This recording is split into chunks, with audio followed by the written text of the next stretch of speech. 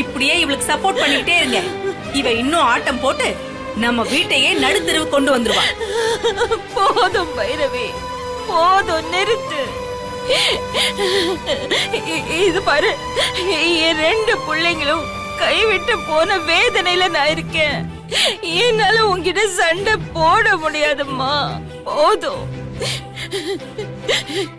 இது பாரு, எதுக்கு எடுத்தாலும் இப்படி இலக்கியாவ குறை சொல்றது முதல்ல நிறுத்து. முடிஞ்சா என் பிள்ளைக்காக அவ போராடிட்டு இருக்கா, அவளோட நில்லு. இல்லைன்னா ஒதுங்கிடு. என் மருமக நிச்சயமா என் பிள்ளைய கூட்டிட்டு வருவா. இல்லம்மா, அந்த நம்பிக்கை எனக்கு இருக்கு. என் பிள்ளைய அவ கூட்டிட்டு வந்துடுவா.